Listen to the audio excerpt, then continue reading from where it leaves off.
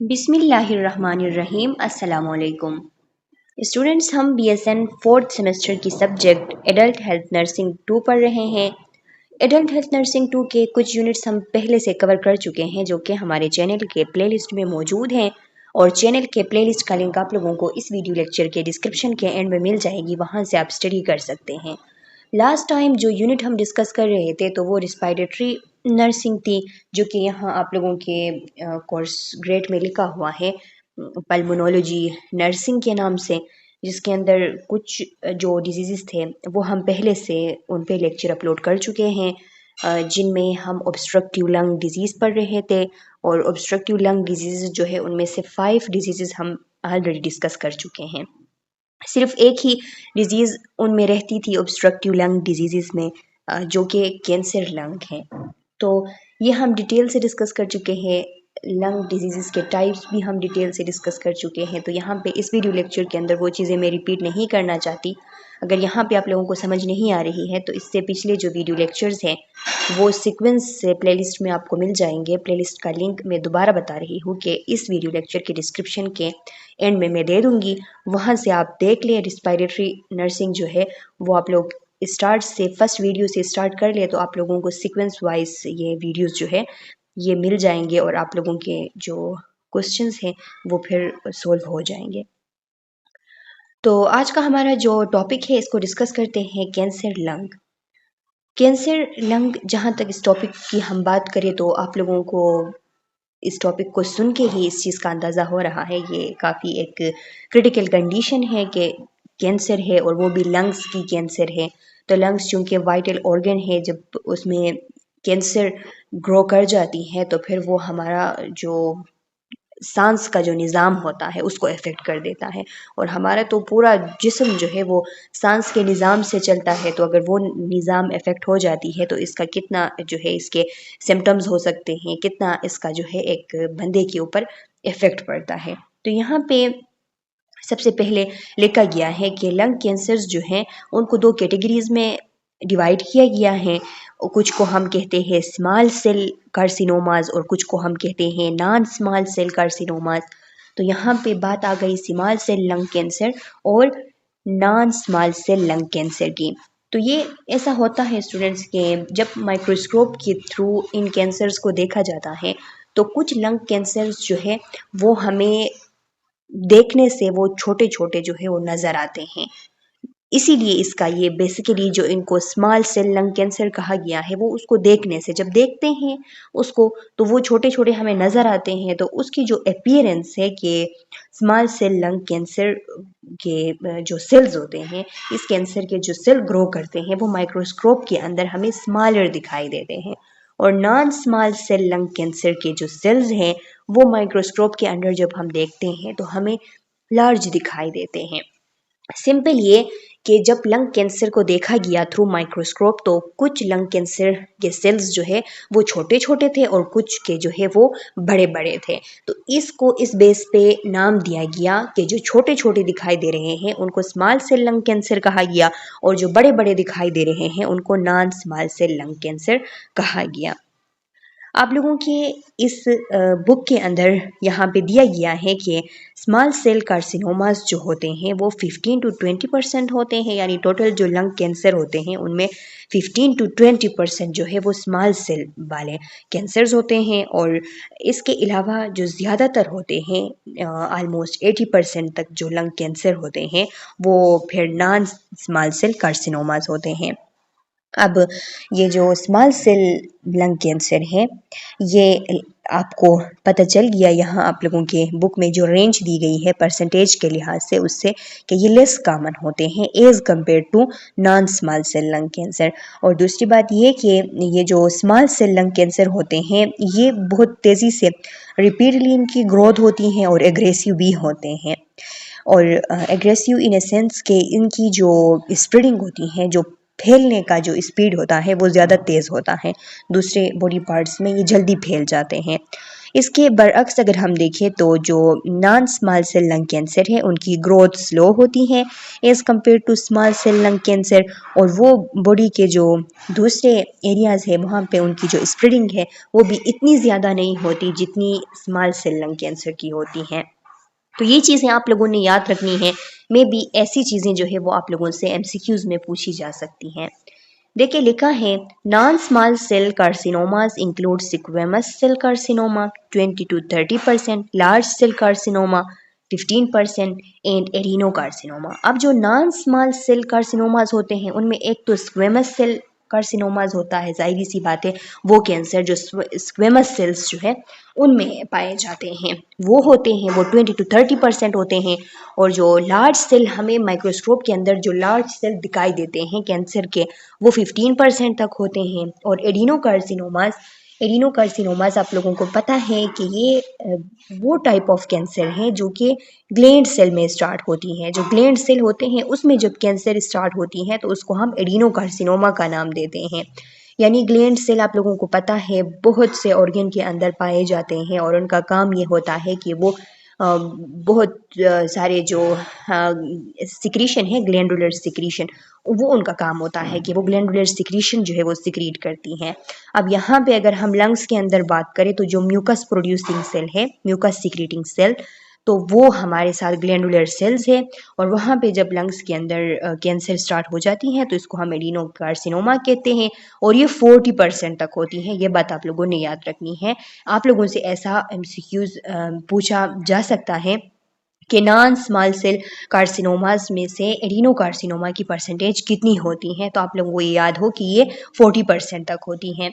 Up to 40% of lung cancer are metastatic, breast, GI, prostate and renal cancers commonly metastasize to lung. अब lung cancers की जो है वो बात करते हुए यहाँ पे आप लोगों को बताई गई है कि ज़्यादातर जो लंग कैंसर होते हैं वो लंग के अपने टिश्यूज़ में नहीं शुरू से होते बल्कि वो बॉडी के किसी और एरिया से फैल के यहाँ पे लग चुके होते हैं। यानी ज़्यादातर मेटास्टेटिक कैंसर्स होते हैं, ब्रेस्ट कैंसर हो गया, जीआई कैंसर हो गया, या फिर प्रोस्टेट या फिर रीनल कैंसर्स, वो जब बॉडी में स्प्रेड कर जाते हैं तो लंग्स तक पहुंच जाते हैं और अप टू 40% लंग कैंसर्स वही होते हैं जो कि बॉडी के दूसरे एरिया से फैल के इधर तक आए होते हैं।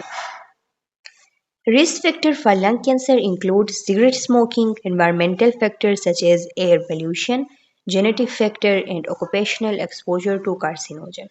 जाहिर सी बात है रिस्क फैक्टर में सिगरेट स्मोकिंग जो है वो फर्स्ट नंबर पे है। जो लोग देखा गया है सिगरेट स्मोकिंग जो लोग करते हैं तो उनमें ज़्यादातर लंग कैंसर जो है वो कॉमन है as compared to non smokers. इसके अलावा एनवायरमेंटल फैक्टर्स भी होते हैं जैसा कि एयर पोल्यूशन, कोई ऐसे लोग जो ऐसे एरिया में रहते हैं जहाँ पे एयर पोल्यूशन बहुत ज़्यादा हो, जेनेटिक फैक्टर भी हो सकते हैं, यानी जेनेटिकली भी लंग कैंसर जो है वो जनरेशन टू जनरेशन इस तरह वो ट्रांसमिट हो सकते हैं। इसके अलावा ऑक्यूपेशनल एक्सपोजर टू कार्सिनोजन, कोई ऐसी जॉब है कि जहाँ पे बहुत सारे जो है केमिकल्स इस तरह के वो केमिकल्स जो कि बेसिकली कार्सिनोजन्स होते हैं तो उनके साथ बहुत ज़्यादा एक्सपोजर हैं तो उसकी वजह से भी लंग कैंसर हो सकती है। Adenocarcinoma tend to grow slowly and is peripherally located. This well-circumscribed tumor seldom cavitate but spread early to regional lymph nodes। अब देखिए एडिनोकार्सिनोमास की बात हो रही है कि जो एडिनोकार्सिनोमास होते हैं ये स्लोली ग्रो करते हैं और पेरिफेरली लोकेटेड होते हैं। ये बात आप लोगों ने याद रखनी है, एमसीक्यूज पॉइंट ऑफ व्यू से इंपॉर्टेंट है कि पेरिफेरली जो है ये एडिनोकार्सिनोमास लोकेटेड होते हैं और ये वेल सर्कमस्क्राइब्ड होते हैं। अब ये सर्कमस्क्राइब्ड होने का क्या मतलब है कि कुछ जब हम ट्यूमर की बात करते हैं तो उनमें हम कहते हैं कि कुछ ट्यूमर्स जो है वो वेल सर्कमस्क्राइब्ड है और कुछ जो है वो सर्कमस्क्राइब्ड नहीं है। इसका मतलब ये है कि एक ऐसी ग्रोथ जिसकी जो कि जो सराउंडिंग टिश्यूज़ होते हैं उससे वो अलग दिखती हो, उसके बॉर्डर्स हो और उस बॉर्डर की वजह से जो सराउंडिंग में जो दूसरे टिश्यूज़ होते हैं उससे वो अलग दिखती हो, उसके हम कह सकते हैं कि वेल डिफाइंड मार्जिन हो। तो ऐसी ग्रोथ को हम कहते हैं कि वो वेल सर्कमस्क्राइब्ड है, कि उसके अपने मार्जिन हैं एक मार्जिन के अंदर वो है और वो दूसरे टिश्यूज से उसको हम आसानी से डिस्टिंग्विश कर सकते हैं। तो इस किस्म के जो ट्यूमर्स होते हैं तो उनको हम कहते हैं कि वेल सर्कमस्क्राइब्ड ट्यूमर। तो एडिनोकार्सिनोमा जो है वो वेल सर्कमस्क्राइब्ड होते हैं, रेयरली यानी सेल्डमली कैविटेट भी करते हैं। अब ट्यूमर की हम बात करते हैं तो हम कहते हैं कि ट्यूमर जो है उसमें कैविटीज़ बनते हैं। कैविटीज़ का बेसिकली यहाँ पे मतलब ये होता है कि ये गैस फिल्ड स्पेस होते हैं ट्यूमर के अंदर, इनको हम कैविटी बोलते हैं। तो होता है कभी कभी, रेयरली कुछ ट्यूमर ऐसे होते हैं जो ज़्यादातर कैविटेट कर जाते हैं, जिनके अंदर कॉमन होता है कि ये इस तरह गैस फिल्ड स्पेसेस जो है वो बन जाते हैं। लेकिन ये जो एडिनोकार्सिनोमास है ये सेल्डमली यानी रेयरली कैविटेट कर जाते हैं, इनके अंदर कभी कभी पाए जाते हैं कैविटीज़। और दूसरी बात ये कि ये जब फैलते हैं, स्प्रेड होते हैं, तो सबसे पहले ये जो रीजनल लिम्फ नोड्स हैं वहाँ तक पहुँच जाते हैं। इसके अलावा लार्ज सेल कार्सिनोमा जो है उसके बारे में लिखा है कि large cell carcinoma produce large necrotic masses, they tend to grow repeatedly and are peripherally located. It tend to cavitate, metastasize early and spread extensively. Large cell carcinomas जो है वो उनके नेक्रोटिक मासेस जो है वो ज़्यादा होते हैं। इसके अलावा वो रिपीटली ग्रो भी करते हैं, लोकेशन उनकी भी पेरिफेरली होती है, पेरिफेरली लोकेटेड होते हैं, उसमें भी कैविटीज़ बन जाते हैं और वो भी जो है दूसरे बॉडी के दूसरे एरियाज जो है वहाँ पे एयरली जो है वो शुरू से ही मेटास्टेसाइज होना स्टार्ट हो जाती हैं और एक्सटेंसिवली जो है उसकी स्प्रेडिंग होती है। जब फैलती है तो एक्सटेंसिवली फैलती हैं। और जो स्मॉल सेल कार्सिनोमाज हैं इनको हम कहते हैं मोस्ट एग्रेसिव लंग कैंसर।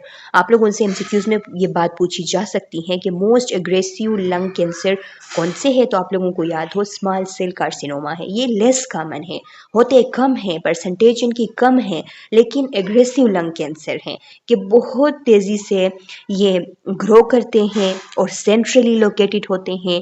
देखिए जो लार्ज सेल कार्सिनोमाज हैं और एडिनो कार्सिनोमाज हैं वो पेरिफेरली लोकेटेड होते हैं, जबकि ये जो स्मॉल सेल कार्सिनोमाज होते हैं ये सेंट्रली लोकेटेड होते हैं। और ये जब इनकी मेटास्टेसिस होती हैं तो लिम्फ और जो ब्लड सिस्टम है उसके थ्रू होती है। लेकिन ये बात भी है, जाहिर सी बात है, अब ब्लड के थ्रू और लिम्फेटिक सिस्टम के थ्रू अगर स्प्रेडिंग होती है तो आप लोग खुद ही अंदाज़ा लगा लें कि हमारे बॉडी के अंदर सर्कुलेशन होती रहती है और उस सर्कुलेशन के थ्रू ये अगर फैलती रहती है तो कितनी तेज़ी से फैलेगी। लेकिन ये भी है कि कीमोथेरेपी जब की जाती है तो उसके लिए ये जल्दी से रिस्पॉन्ड भी करते हैं, मतलब ये कि जल्दी से इनको कंट्रोल में भी लाया जा सकता है। सिक्वेमस सेल कार्सिनोमास जो होते हैं उनके बारे में लिखा है कि मोस्ट कॉमन लंग कैंसर, सबसे कॉमन यही होते हैं सिक्वेमस सेल कार्सिनोमा। और इनमें इसके लिए लिखा है कि ये स्लोली ग्रो करते हैं और सेंट्रली लोकेटेड होते हैं। ये रैपिड ग्रो नहीं करते, स्लोली ग्रो करते हैं, सेंट्रल इनकी लोकेशन होती है स्मॉल सेल कार्सिनोमास की तरह। और दूसरी बात ये कि it produce early local symptoms, early symptoms इसके प्रोड्यूस होते हैं। अब ये नई बात है सिक्वेमस सेल कार्सिनोमास के लिए कि जो दूसरे लंग कैंसर हैं उनके बनस्बत जो सिम्टम्स जो शुरू होते हैं लोकल सिम्टम्स वो सिक्वेमस सेल कार्सिनोमा के शुरू होते हैं। इसमें भी कैविटीज़ बन जाती हैं और जो इंट्राथोरेसिक साइट्स है वहाँ पे ये पहले मेटास्टेसाइज करते हैं। मेटास्टेसिस जब होती हैं तो इंट्राथोरेसिक यानी थोरेक्स के अंदर जो ऑर्गन्स है वहाँ पे पहले ये फैलती हैं। अब देखिए आप लोगों को यहाँ पे साइन एंड सिम्टम्स दिए गए हैं कि जिन लोगों को खुदा न खास्ता अगर लंग कैंसर हो जाती है तो उन लोगों में कौन कौन से साइन सिम्टम्स पाए जाएंगे। लिखा है some lung cancers are asymptomatic, symptoms arise from metastasis to other body part areas.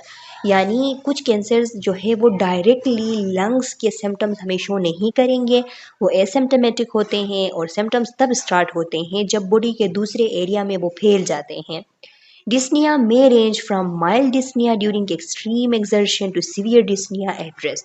अब dyspnea जो सांस लेने में तकलीफ है उसकी रेंज कुछ इस तरह है कि बहुत ज़्यादा एक्सर्शन जब आप कर ले तो उससे आपको थोड़ी सी सांस में तकलीफ भी हो सकती है, या फिर ऐसा भी हो सकता है कि कुछ लंग कैंसर्स के अंदर जब आप बैठे हुए हैं रेस्टिंग कंडीशन में है उसमें भी आपको सांस की तकलीफ जो है वो हो सकती हैं, यानी सीवियर आपको सांस की तकलीफ बैठे हुए एट रेस्ट आपको हो सकती हैं। तो ये रेंज करती हैं, पता नहीं चलता। कुछ केसेस में ऐसा देखा गया है कि उनको बहुत ज़्यादा एक्सर्शन जब करते हैं, जो है वो चढ़ाई पे चढ़ते हैं इस तरह, तो फिर उनको माइल्ड सिम्टम जो है वो जाहिर होते हैं, या फिर जो है कभी इस तरह भी देखा गया है कि एट रेस्ट सीवियर डिस्निया होती हैं। Auscultation may reveal decreased breath sound, localized wheezing and pleural rub। देखिए क्या होता है जब हम ऑस्कल्टेशन करते हैं तो उससे हमें ब्रीथ साउंड जो है वो डिक्रीज हमें रिवेल होगी कि ब्रीथ साउंड कम है। लोकलाइज वीजिंग हमें एक होता है जनरलाइज वीजिंग और एक होता है लोकलाइज वीजिंग। जनरलाइज वीजिंग हम कह सकते हैं कि आस्थमा की कंडीशन में जो वीजिंग होती है उसको हम जनरलाइज्ड वीजिंग कह सकते हैं। लेकिन यहाँ पे जो लोकलाइज वीजिंग की बात हो रही है ये इस तरह होती है कि हाई पिच वाली एक विस्टलिंग साउंड जो है वो सुनाई देती है जब बंदा जो है वो ब्रीथ कर रहा होता है। लेकिन ये हमें एक एरिया पे सुनाई देती है, जिस एरिया पे हम स्टेथोस्कोप रखते हैं तो एक एरिया पे सुनाई देती है, दूसरे एरिया पे जब हम सुनने की कोशिश करते हैं तो वहाँ पे सुनाई नहीं देती, इसलिए इसको हम कहते हैं लोकलाइज्ड वीजिंग। अब आस्थमा की कंडीशन में अगर उस वीजिंग को हम देखें तो वो जनरलाइज्ड होती है, वो पूरी तरफ से जो है हमें बोथ साइड लंग के जितने भी एरियाज हैं वहाँ से हमें सुनाई देती हैं ऑस्कल्टेशन जब हम करते हैं। इसके अलावा प्लूरल रब, यानी अब किसी गीली जगह पे जूते को रगड़े या फिर लेदर का कपड़ा हो उसके ऊपर नाखून से उसको अब जो है वो रगड़े तो उससे जो साउंड आती है उस किस्म की जो साउंड होती है उसको हम प्लूरल रब साउंड उसको हम कहते हैं। और यहाँ पे हम चूंकि ऑस्कल्टेशन कर रहे होते हैं लंग्स की तो वहाँ पे हमें जो रब साउंड सुनाई देती हैं उसको हम प्लूरल रब कहते हैं। तो ये इसलिए होता है क्योंकि प्लूरल इफ्यूजन हुई होती है तो इसलिए हमें प्लूरल रब साउंड जो है वो सुनाई देती है। A chronic cough may be non-productive, however, hemoptysis is common। Chronic cough हो सकती है नॉन प्रोडक्टिव कफ, और जो है लंग कैंसर जब होता है तो उसमें जो थूक होती है तो उसके साथ ब्लड का आना ये ज़्यादातर जो है वो कॉमन होती है। लिम्फ नोड जो है वो इनलार्ज हो जाते हैं, बंदे को फटीग महसूस हो सकती है, उसको थकावट इजी फीलिंग नहीं होती। फिंगर क्लबिंग हो सकती है। अच्छा स्टूडेंट्स, फिंगर क्लबिंग आप लोगों ने देखी होगी, अगर नहीं देखी है तो नेट पे सर्च करें क्लब नेल्स, तो वहाँ पे आपको नज़र आएगी कि ये जो नाखून है वो सख्त भी हो चुके होते हैं और मोटे हो चुके होते हैं। तो अक्सर क्रोनिक लंग डिजीज़ में देखा गया है कि क्लबिंग नेल्स होता है। तो क्रोनिक लंग डिजीज़ में एक ये भी है लंग कैंसर जिसको होता है। इसकी वजह ये होती है कि प्रोलॉन्ग टाइम के लिए जब ऑक्सीजन की कमी होती है बॉडी के अंदर तो उसके साथ कंपनसेट करने के लिए हमारे बॉडी में क्या होता है, अगर स्पेसिफिकली हम क्लबिंग नेल्स की बात करें तो यहाँ पे नेल्स के नीचे ब्लड वेजल की जो है ग्रोथ ज़्यादा हो रही होती है। वो इसलिए हो रही होती है क्योंकि यहाँ पे अब बॉडी को ये तो नहीं पता चलता कि ऑक्सीजन इसलिए कम है क्योंकि लंग्स में कोई प्रॉब्लम है। बॉडी को तो ये पता चलता है कि अभी नेल्स के अंडर जो एरियाज है वहाँ पे ये पता चलता है कि यहाँ पे ऑक्सीजन नहीं आ रहा, तो वहाँ पे ऑक्सीजन नहीं आने का मतलब ये है कि शायद ब्लड ट्रांसफ्यूजन नहीं हो रही होती है। तो ब्लड के ट्रांसफ्यूजन को बढ़ाने के लिए वहाँ पे वस्कुलर एंडोथेलियल ग्रोथ फैक्टर जो हैं जिनको हम कहते हैं VEGF, vascular endothelial growth factor, ये जो है बॉडी के अंदर पैदा होना स्टार्ट हो जाते हैं। जब ये ज़्यादा हो जाते हैं तो ब्लड वेजल्स जो है वो नेल के नीचे इस एरिया में ब्लड वेजल्स जो है उनकी ग्रोथ ज़्यादा होती है। जब उनकी ग्रोथ ज़्यादा होती है तो वहाँ पे फ्लूइड जो है वो ज़्यादा आ रही होती है, तो फ्लूइड बिल्डअप होती हैं। तो इस तरह ये सॉफ्ट टिश्यूज़ जो है वो पिगर हो जाते हैं और क्लबिंग नेल्स हो जाती हैं। तो ये आप लोग इसकी पिक्चर देख ले, आप लोग समझ जाएंगे इसको। तो अक्सर देखा गया है कि क्लबिंग नेल्स और दूसरे इसके साथ साथ में वेट लॉस हो जाती हैं।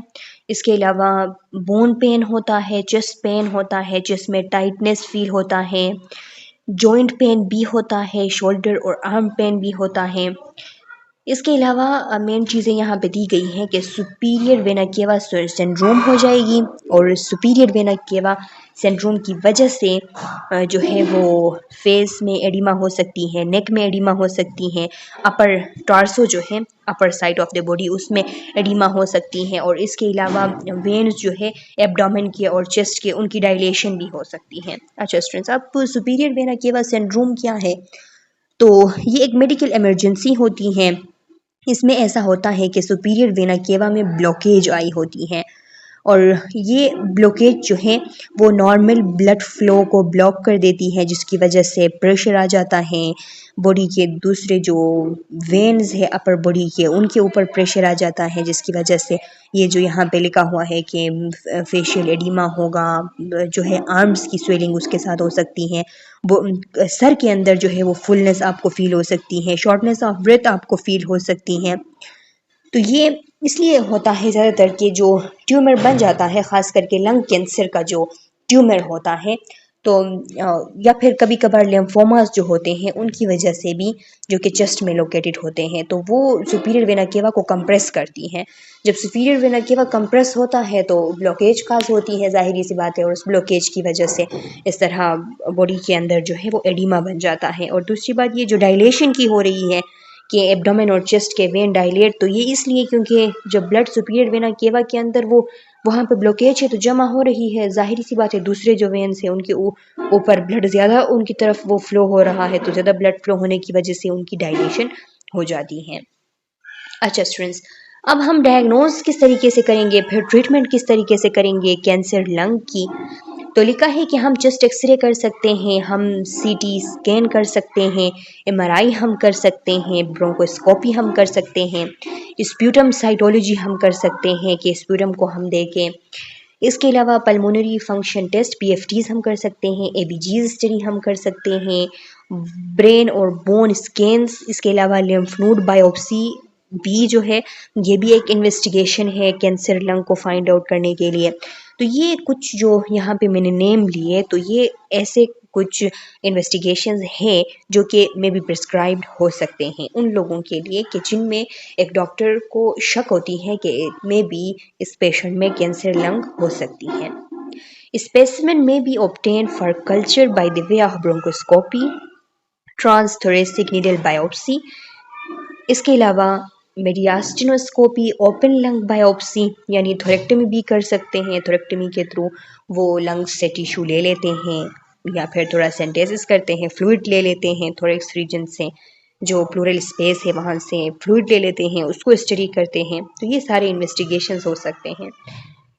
इसके अलावा कुछ ट्रीटमेंट की हम बात करें तो सर्जिकल प्रोसीजर्स भी हो सकते हैं, जैसा कि अगर लंग्स के एक लूप के अंदर पाया गया कि कैंसर है तो उस लूप को हटाया जा सकता है, उसको रिमूव किया जा सकता है, यानी लुबेक्टोमी की जा सकती है। इसके अलावा नीमोनेक्टोमी की जा सकती है। स्टूडेंट्स, ये जो नीमोनेक्टोमी है, निमोनेक्टोमी एक ऐसी सर्जिकल प्रोसीजर है कि जिसमें इंटायर लंग जो है उसको रिमूव कर दिया जाता है, उसको हम निमोनेक्टोमी कहते हैं। ये एक मेजर सर्जरी होती है। हाँ, पेशेंट जो है वो एक लंग के साथ भी ज़िंदा रह सकता है, लेकिन मुश्किलात तो होंगी ज़िंदगी में, क्योंकि एक लंग तो दो लंग्स की तरह काम नहीं कर सकता, तो मुश्किलात होंगी, लेकिन एक लंग पे भी इंसान ज़िंदा रह सकता है। तो कभी कभी इस तरह होता है कि एक लंग एक साइड से जो एक लंग है वो पूरी तरह से उसमें कैंसर फैल चुकी होती है, उसमें कोई लोबेक्टोमी या फिर दूसरी जो सर्जरीज है उनकी चांसेस नहीं होती, तो उस टाइम वहाँ पे इंटायर लंग जो है उसको रिमूव कर दिया जाता है, जिसको हम निमोनेक्टोमी कहते हैं। इसके अलावा वेज रिसेक्शन की जा सकती है। वेज रिसेक्शन भी एक सर्जिकल प्रोसेस है जिसमें हम एक ट्रायंगुलर शेप जो है, एक स्मॉल सा एक triangular shape piece of tissue जो है वो लंग से निकाल देते हैं जहाँ पे कैंसर हो वो। अब ये एक स्मॉल ट्यूमर जब होते हैं तो उनके लिए एक सर्जिकल प्रोसेस है कि जिसमें हम इस तरह करते हैं कि नॉर्मल जो टिश्यूज़ है तो उनके वो जो ट्यूमर होता है उसके साथ साथ मार्जिन में नॉर्मल टिश्यूज़ जो है वो भी हम निकाल लेते हैं। इस तरह ट्रायंगल के शेप में एक जो है वो टुकड़ा जो है वो टिश्यू का निकाला जाता है। और ये उस टाइम होता है जब लंग टिश्यूज़ को प्रिजर्व करना होता है। कभी कभी इस तरह होता है कि पेशेंट जो होते हैं वो उनकी जो पल्मोनरी फंक्शन है वो पुअर होती है, तो इस तरह उनमें हम लंग्स का बड़ा टिश्यू जो है वो नहीं निकाल सकते। तो उस टाइम हम वेज रिसेक्शन करते हैं ताकि कम से कम टिश्यू जो है वो ज़ाये हो और कैंसर भी जो है वो ख़त्म हो। इसके अलावा जो है हम क्या कर सकते हैं, यहाँ पे लिखा हुआ है कि यही कुछ ऐसे सर्जिकल प्रोसीजर्स हैं जो कि लंग कैंसर को ट्रीट करने के लिए की जाती हैं। इसके अलावा कीमोथेरेपी कर सकते हैं, इम्यूनो सप्रेसेंट थेरेपी कर सकते हैं। ये हम उस टाइम करते हैं जब कभी ऐसा होता है कि इम्यून सिस्टम को सप्रेस करने की ज़रूरत हो, जब कोई ड्रग दी जा रही है, ख़ास करके कीमोथेरेपी जब की जाती है तो उस टाइम कभी कभार ऐसा होता है कि इम्यून सिस्टम का बहुत ज़्यादा ओवर रिएक्शन आ जाता है किसी ड्रग के ख़िलाफ़ या इस तरह, तो उस टाइम हम इम्यूनो सप्रेसेंट थेरेपी भी करते हैं। रेडिएशन थेरेपी में भी यूज्ड। इसके अलावा सीरियल थोरासेंटेसिस और chest tube placement is use for recurrent pleural effusion. अगर रिकरेंट प्लूरल इफ्यूजन है तो उसके लिए हम बार बार थोरासेंटेसिस भी कर सकते हैं, या अगर बहुत ज़्यादा हो रही है तो उसके लिए हम चेस्ट ट्यूब भी प्लेस कर लेते हैं जिसके थ्रू हम जो है वो फ्लूइड निकाल लेते हैं।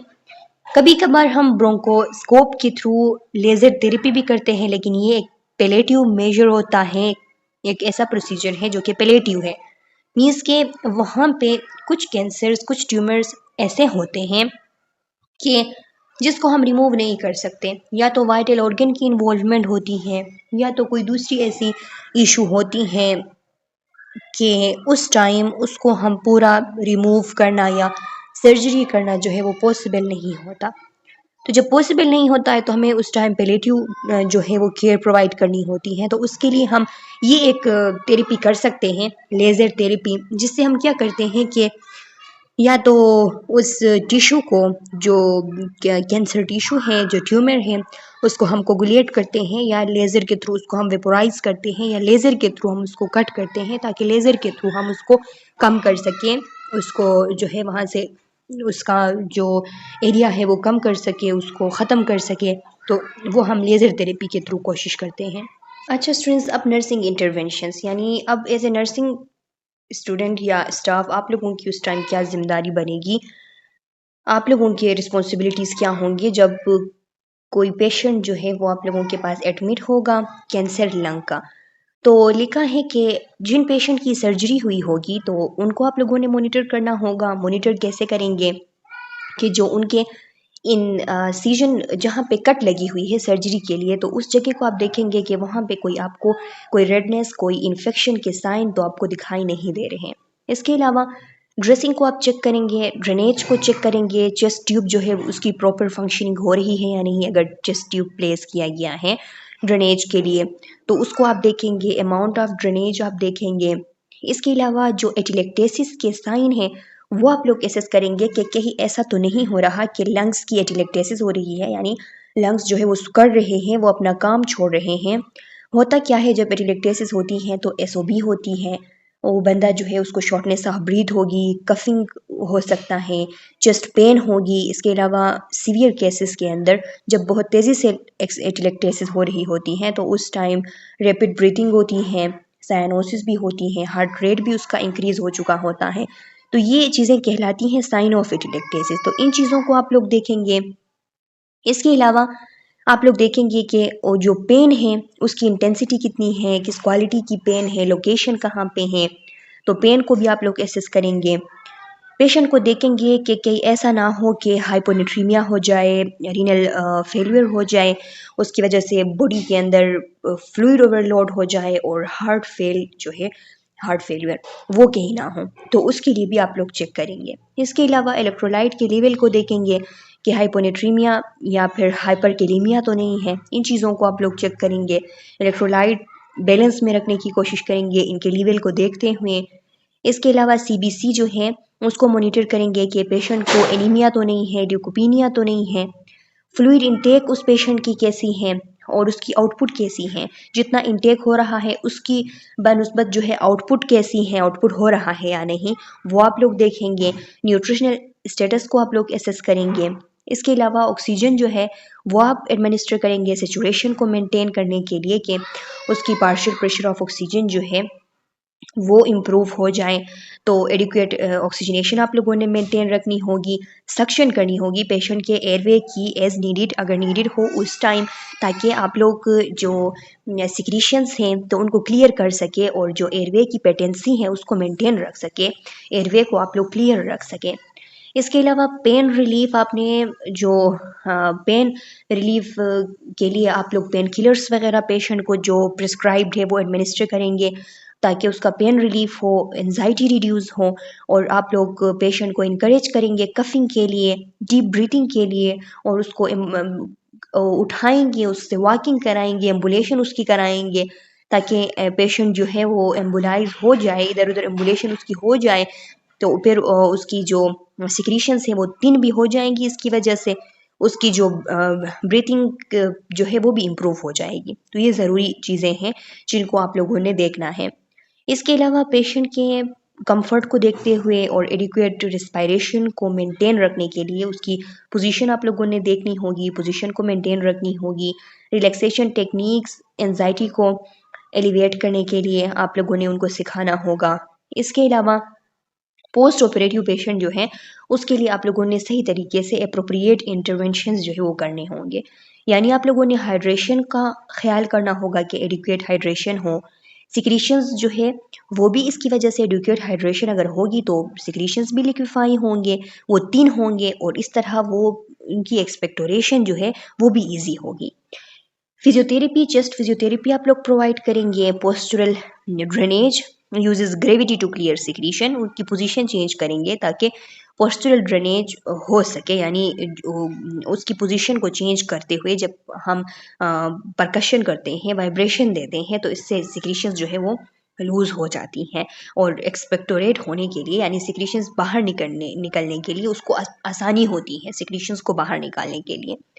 इसके अलावा इफ़ेक्टिव कफिंग और डीप ब्रीथिंग जो है वो एज ए नर्स आप लोगों ने सिखानी होगी, ताकि लंग एक्सपेंशन जो है वो प्रमोट हो सके और एटिलेक्टेसिस प्रिवेंट हो सके।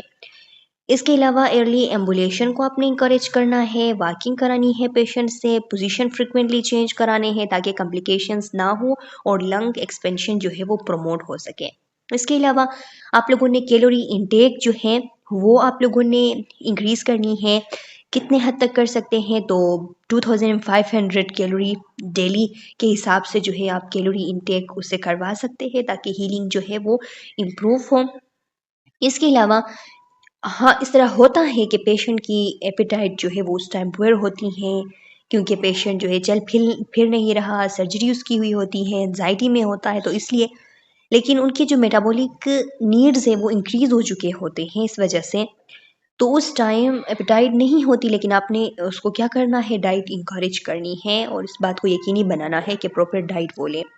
मेडिकेशन आप लोगों ने एडमिनिस्टर करने होंगे डायरिया को कंट्रोल करने के लिए, नोजिया वॉमिटिंग को कंट्रोल करने के लिए। इसके अलावा पेशेंट को स्मॉल मील्स फ्रिक्वेंटली जो है खाने के लिए आप इनकरेज करेंगे। फैमिली मेम्बर्स जो हैं उनको आप इनकरेज करेंगे, जो उनके साथ बैठते हैं, जो अटेंडेंट होते हैं उनको, ताकि न्यूट्रिशियस फूड जो है वो प्रोवाइड कर सके, जो पेशेंट पसंद करता हो वो चीज़ें जो न्यूट्रिशियस भी हों उसके लिए लाए, तो वो डाइट उसका ठीक होगा। इसके अलावा अगर कोई ऐसा पेशेंट जिसकी थोरेक्टोमी की गई है, तो उससे आर्म एक्सरसाइज प्रैक्टिस करानी होगी, ताकि लंग एक्सपेंशन जो है वो प्रमोट हो सके और आर्म की जो मोबिलिटी है वो मेंटेन रह सके। इसके अलावा लिखा है कि encourage the patient to express concern to reduce anxiety, decrease pain and promote healing. Patient को इंकरेज करना है कि उसके जो कंसर्न है वो बोले, आपके सामने बातें करे, अपनी बात जो है वो कर सके, ताकि उसकी पेन कम हो, एंजाइटी कम हो और उसकी हीलिंग प्रमोट हो सके। अगर पेशेंट स्मोकर हैं तो स्मोकिंग के जो इफ़ेक्ट्स है वो आप लोगों ने डिस्कस करने हैं उनसे, और कोशिश करनी है कि स्मोकिंग सेसेशन प्रोग्राम्स वगैरह होते हैं तो वो उनके लिए अरेंज कर सके, उनको वहाँ पे इन्वॉल्व कर सके। और पेशेंट को ये टीच करना है कि कैसे क्वालिटी ऑफ लाइफ जो है वो इम्प्रूव हो सकती हैं, कैसे एनर्जी वो कंजर्व कर सकते हैं, अपने घर में किस तरीके से वो रीऑर्गेनाइजेशन कर सकते हैं, ताकि उसके जो फ्रिक्वेंटली यूज्ड आइटम है वो उसके करीब रखा जाए, ताकि उसकी एनर्जी ज़्यादा ज़ाया ना हो। या फिर होम मेकिंग सर्विस के लिए कोई एम्प्लॉई वो जो है अरेंज कर सकते हैं। इस तरह चीज़ें जो हैं आप लोगों ने पेशेंट को बतानी हैं। अच्छा स्टूडेंट्स, ये टॉपिक कवर हो चुका है।